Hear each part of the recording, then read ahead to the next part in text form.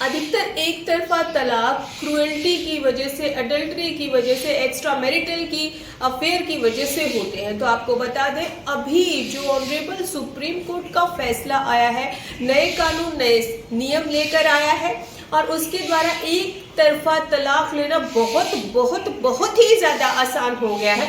अब आप भी 29 जुलाई के बाद एक तरफा तलाक के लिए जो है केस लगा सकते हैं और इजीली आपका तलाक हो जाएगा।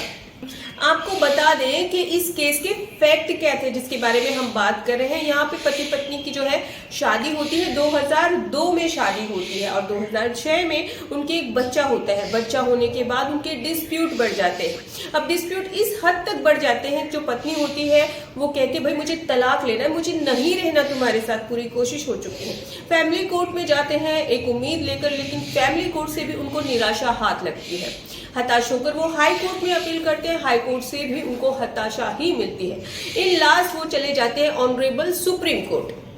और जब ऑनरेबल सुप्रीम कोर्ट के द्वारा सारे फैक्ट्स को देखा जाता है तो यहाँ पे बात सामने आती है कि हस्बैंड को लग रहा है कि वाइफ क्रूएल्टी कर रही है और वाइफ को लग रहा है कि हस्बैंड क्रूएल्टी कर रहा है।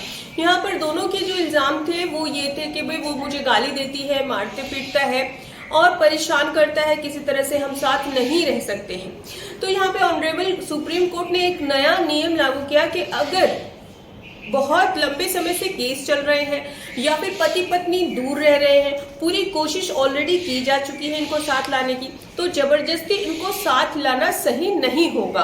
और एक नियम लागू किया जो कि इररिट्रेबल मैरिज जो ब्रेकडाउन है उसे वो कहा जाएगा इररिट्रेबल ब्रेकडाउन ऑफ मैरिज।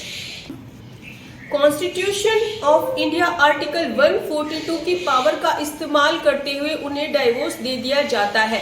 अब आपके लिए मैं जो सफिशिएंट होता है, इसीलिए मैं डिस्क्रिप्शन में इस केस का डिटेल भी भेज दूंगी, लेकिन आपको बता दूं कि ऐसा नहीं है कि आपने नया केस फाइल किया तभी आपको फेवर मिलेगा। अगर आपके ऑलरेडी केस चल रहे हैं बहुत लंबे समय से तो भी आप इस जजमेंट का फायदा उठा सकते हैं, आपका जल्दी डाइवोर्स हो जाएगा।